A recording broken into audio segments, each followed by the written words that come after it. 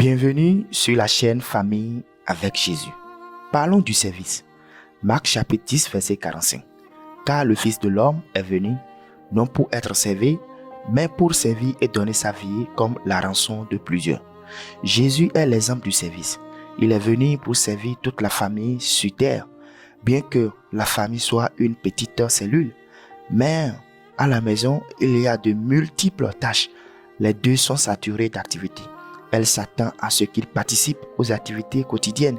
Ils doivent s'occuper de l'hygiène, de la cuisine, des chambres, laver et étendre le linge, ranger le linge quand il est sec, étendre les draps, faire les courses, aider à servir dans la cuisine et aider à servir dans la salle à manger. Les tâches familiales ne sont pas lourdes lorsqu'elles sont partagées avec joie et promptitude ensemble.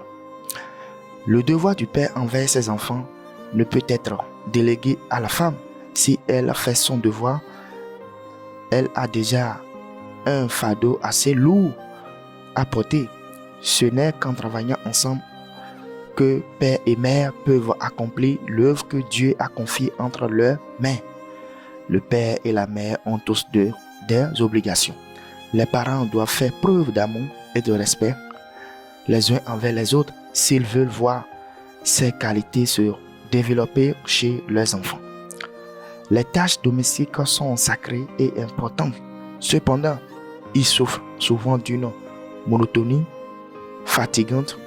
Leurs innombrables soucis et perplexités deviennent irritants lorsqu'ils manquent de la variété et de la consolation joyeuse que le mari et le père pourraient souvent lui apporter s'ils le voulaient, ou plutôt s'ils le jugeaient nécessaire ou souhaitable.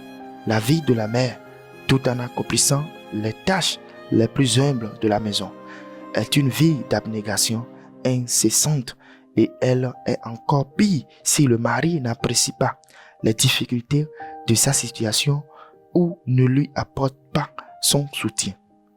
Le mari devrait montrer un grand intérêt pour sa famille. Il doit être particulièrement attentif aux sentiments d'une épouse faible. Il peut prévenir de nombreuses maladies. Des paroles gentilles, joyeuses et encourageantes seront bien plus efficaces que les médicaments les plus puissants.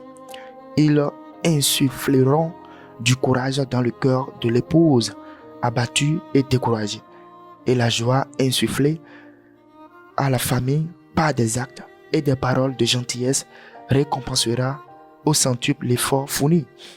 Elle valorise l'implication dont il fait preuve en servant avec joie, en n'agissant pas froidement, mais plutôt avec joie et diligence, dans la communication et l'affection pour tous les membres de la famille.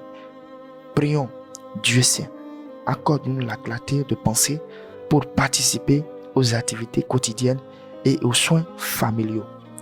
Nous demandons cela au nom de Jésus.